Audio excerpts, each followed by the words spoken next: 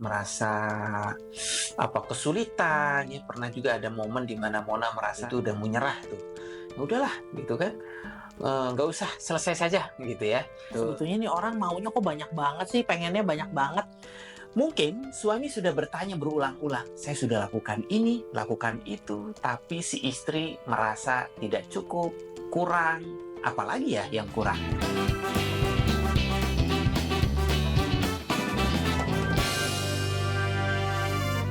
Halo, Hai, jumpa lagi di Bucin, Bicara Urusan Cinta. Sebuah family channel yang membahas seputar perkawinan keluarga. dan parenting. Topik pembahasannya keren banget, yaitu Rahasia bagaimana suami dicintai istri. Seperti biasa, Bucin Family Channel direkam di studio Family Therapy Room, Home of Karuna, et Familia, Indonesia. Sobat Bucin, kali ini kita akan bahas bagaimana agar suami dicintai oleh istrinya. Dua pribadi bersatu pasti ada gejolak, pasti ada yang tidak cocok. Mungkin suami sudah bertanya berulang-ulang, saya sudah lakukan ini, lakukan itu, tapi si istri merasa tidak cukup, kurang, apalagi ya yang kurang. Sekarang, yuk kita bahas bagaimana agar suami dicintai istrinya.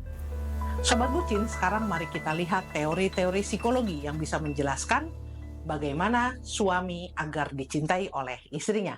Yang pertama, lagi-lagi kita akan pakai teori attachment, terutama kita akan lihat dalam relasi antar orang dewasa. Teori attachment awalnya dikembangkan oleh John Bowlby dan Mary Ainsworth untuk menjelaskan ikatan antara anak dengan pengasuhnya. Kemudian teori ini diperluas untuk mencakup hubungan antar orang dewasa, termasuk hubungan suami istri. Teori ini menyatakan bahwa pola attachment yang terbentuk selama masa kanak-kanak berpengaruh besar pada bagaimana individu berinteraksi dalam hubungan romantis di masa dewasa. Jadi teori ini ingin menjelaskan kepada kita bagaimana suami ketika masa kanak-kanaknya dan istri ketika masa kanak-kanaknya, pola attachment pada masa kanak-kanak mereka mempengaruhi bagaimana suami dengan istri pada pola ketika dewasa, hubungan romantis di antara mereka berdua. Sobat Bucin, tentang teori attachment ini, ada penelitian yang keren banget dari Cindy Hasan dan Philip Schaeffer dari tahun 1987 loh, dia meneliti ya. Mereka melihat bagaimana ada 3 gaya attachment utama di dalam hubungan orang dewasa. Yang pertama adalah hubungan yang aman atau secure relationship, ada yang cemas, anxious, anxiety, dan ada yang menghindar, ya, yang avoidance. Pasangan dengan attachment yang aman cenderung memiliki hubungan yang lebih stabil dan memuaskan di dalam hubungan romantis. Sekarang yang kedua, yang teori yang digunakan adalah teori equity di dalam hubungan. Teori ini menekankan pentingnya keadilan dan keseimbangan dalam hubungan suami istri. Teori ini menyatakan bahwa hubungan akan lebih harmonis dan memuaskan jika kedua pasangan merasa bahwa kontribusi mereka, kontribusi itu maksudnya adalah mungkin material maupun emosional, seimbang dengan apa yang mereka terima. Penelitian utamanya dilakukan oleh Elaine Hadfield dan Worcester di tahun 1978. Ya, mereka adalah pelopor dalam teori equity ini. Mereka menekankan bahwa ketidakadilan dalam hubungan bisa menyebabkan ketidakpuasan dan bahkan konflik. Pasangan yang merasa diperlakukan tidak adil cenderung mengalami stres dan ketegangan di dalam hubungan. Jadi teori ini menekankan Sobat Bucin bahwa kontribusi kita di dalam relasi, ya artinya gini, bukan prinsip transaksional sih, tetapi ketika terjadi kesenjangan, misalnya saya memberi terlalu banyak dan menerima terlalu sedikit, itu akan membuat hubungan tidak berjalan dengan baik. Baik, sekarang yang ketiga, kita menggunakan teori interdependensi. Teori interdependensi melihat hubungan suami istri sebagai sistem yang saling bergantung, di mana kesejahteraan satu pasangan bergantung pada kesejahteraan pasangan lainnya. Teori ini menekankan pentingnya komitmen, investasi, dan ketergantungan bersama atau interdependensi di dalam membentuk hubungan yang stabil dan bahagia. Jadi teori ini akan menjelaskan mengapa kalau misalnya suami itu bahagia melihat istrinya bahagia. Istrinya bahagia, suaminya semakin bahagia. Melihat suaminya bahagia, istrinya semakin bahagia. Itulah teori interdependensi. Baik, silakan. Sekarang kita sharing dan diskusi. Ya, Sobat Bucin, ini satu sharing ya. Bisa cocok, bisa nggak cocok gitu ya. Jadi bagaimana caranya agar istri itu mencintai suaminya, ya. Nah, yang pertama menurut saya adalah kita para suami perlu mengetahui apa yang dibutuhkan dari pasangan kita. Jadi kalau misalnya Mona itu butuhnya adalah kebutuhannya adalah belajar, keingintahuannya yang sangat luar biasa. Jadi itu adalah kebutuhan dia. Maka ketika dia berkata aku mau sekolah lagi gitu, itu menjadi catatan bagi saya. Bagaimana nih supaya Mona bisa sekolah lagi? Betul nggak, Mona? Betul, betul. Ya, jadi suami perlu tahu apa yang betul-betul dibutuhkan. Karena begitu dia mencapai apa yang dibutuhkan, ya pasti ada satu kelegaan. Gitu ya, itu yang pertama. Rasa penuh ya. Rasa Jadi bukan hanya sekedar berhenti pada apa yang diinginkan. Ya. Kadangkala kalau apa yang diinginkan kita bisa tidak ketemu gitu ya. Betul. Sebetulnya nih orang maunya kok banyak banget sih, pengennya banyak banget. Padahal kita perlu mencari dia butuhnya apa dan kebutuhan itu justru yang dijawab gitu ya. Ya. Maksudnya ya. Betul. Oke. Nah, berikutnya ini satu prinsip saya kira ya. Terima kurangnya, dapatkan lebihnya. Jadi buatlah pasangan kita tuh nyaman gitu ya.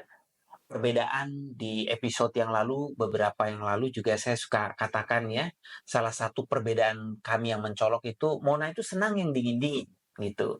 Saya senangnya yang hangat-hangat gitu ya. Nah, jadi saya berusaha menerima gitu ya perbedaan kita ini. Dan ketika dia diterima, dia merasa nyaman ya, sikap dia pun menjadi baik, menjadi tenang gitu. Dan sangat menggembirakan, menyenangkan gitu ya. Tapi sebaliknya kalau misalnya kita menuntut banyak tuntutan, ngeri. Apalagi bikin gak nyaman. Misalnya kelaparan dan kepanasan. Jauh dari sikap ceria kepada suami, boro-boro jatuh cinta lagi gitu. Ngeri. Kemudian yang ketiga nih Sobat Bucin ya. Berikan rasa aman ya. Kita berusaha para suami gitu ya, selalu ada di saat-saat yang memang ketika dia butuhkan ya, ketika dia sedih, ketika dia susah, atau dia merasa ketakutan.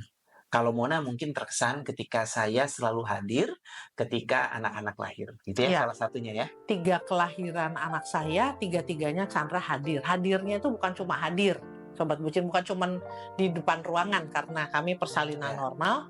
Dia betul-betul ada di dalam ruangan. Dialah yang menggendong anak kami ketika perawat memberikan dan kemudian dokter melakukan dikasih ke dada saya. Gitu. Nah, jadi mungkin juga ada saat-saat ya di mana ketika sedih, merasa kesulitan, ya pernah juga ada momen di mana Mona merasa di S3 itu udah menyerah tuh. Udahlah gitu kan, nggak usah, selesai saja gitu ya. Tapi saya memberikan penguatan lah ya, ada di sisinya dan mengatakan ya semua baik-baik aja, nggak perlu lah gitu ya S3. Nggak apa-apa, nggak selesai S3 juga emang kenapa gitu kan, nggak apa-apa. Jadi saya merasa aman, nggak merasa dituntut, artinya nggak apa-apa nggak selesai. Tapi jadinya malah mau nyelesain sih gitu. Luar biasa ya. Nah, kemudian satu lagi yang menurut saya ini menjadi kekuatan yang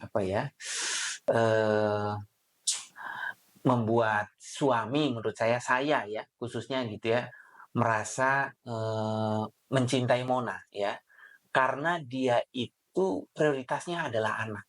Dia tahu persis apa yang harus dilakukan kepada anaknya, kebutuhannya bahkan keinginan anaknya itu menjadi prioritas utama. Itu luar biasa. Dan karena dia memberikan semuanya untuk anak, ya saya tahu gitu ya bahwa dia itu sebetulnya mencintai anak, mencintai saya. Gitu Mona. Oke, oke. Jadi ada 4 ya? Iya. Oke. Mona mau tambahin? Belum. Belum. Itu kan rahasia Tapi suami. enggak, sekarang saya mau Rahasia tanya, kira-kira suami. Saya dengan nambahin apa yang saya lakukan, kira-kira gimana dengan 4 itu? Jadi rahasia suami ya, biar dicintai istri ya. Kalau saya, ya artinya yang pertama saya merasa aman. Dengan yang dilakukan Chandra tadi, memberikan apa yang dibutuhkan, kekurangan saya diterima, saya dibikin berusaha, saya nyaman, lalu memberikan saya rasa aman dengan siap sedia gitu ya. Lalu menghargai bahwa saya menjadikan anak-anak tuh prioritas dalam hidup saya merasa aman, yang jelas itu. Merasa aman bahwa saya dicintai, diterima, boleh menjadi diri saya sendiri, boleh mengungkapkan apa yang saya impikan, inginkan gitu. Itu bagi saya aman. Lalu yang kedua, melihat Chandra melakukan itu dengan tulus gitu ya, dengan rela dia mengupayakan itu, ya saya merasa bahwa ini orang baik banget ya gitu. Ini orang berusaha gitu, dia berusaha, dia menunjukkan, dia melindungi kami. Makanya mungkin Chandra juga kadang-kadang waktu lagi di kamar gitu ya, lagi di kasur gitu. Terus tiba-tiba saya bilang, tiba-tiba aja random gitu, nggak ada apa, tiba-tiba bilang, "Pih, makasih ya mencintai dan melindungi kami." Ya bener ya, Pih? Betul. Saya suka ngomong gitu. Mona sering ngomong. Saya sering ngomong gitu. Pak, lagi nggak lagi ngomongin tentang topik bucin, nggak lagi ngomongin yang serius-serius, tiba-tiba aja gitu ya. Spontan. Ngomong apa, terus saya inget gitu apa yang dia lakukan, terus saya bilang makasih ya mencintai dan melindungi keluarga kita. Gitu. Itu rasanya seperti itu. Yang kedua ya, jadi rasanya dia sudah melakukan yang terbaik, saya sangat menghargainya gitu, dan saya berterima kasih untuk itu, bersyukur untuk itu. Lalu yang ketiga ya mungkin kalau dibilang mencintai ya karena merasa hidup gitu ya, ada kekaguman, ada apresiasi gitu ya, jatuh cinta ya iya, maksudnya wah keren nih orang gitu ya, gimana ya, diperlakukan dengan murah hati ya, jadi menakjubkan lah itu, intinya itu sih. Oke. Para suami berarti rahasianya boleh tuh dibagi gitu ya, siapa tahu cocok. Sobat Bucin, mari kita simpulkan apa yang menjadi topik pembicaraan kita hari ini ya. Seorang perempuan, apalagi dia menjadi seorang ibu, pastinya dia ingin merasa diinginkan, dibutuhkan, dan dicintai. Oleh karena itu, kalau dia merasa bahwa dirinya istimewa, pasti dia pun akan memberikan yang terbaik, khususnya untuk anak-anak, dan yang penting dia pun memberikan kekaguman kepada suaminya. Baik, sekarang oleh-oleh bucin ya. Untuk para suami, apakah Anda merasa sudah memberikan apa yang sungguh dibutuhkan oleh pasangan Anda? Selamat untuk mencoba tips rahasia dari Papi Chandra. Sobat Bucin, bagi yang ingin menyapa kami melalui Bucin Sapa, Kisah, dan Kupas, silahkan menghubungi kami melalui email di bucinfamilychannel@gmail.com atau melalui WA chat only di 0852 1326 6550. Baik Sobat Bucin, sampai jumpa di episode berikutnya. Bye-bye. Bye.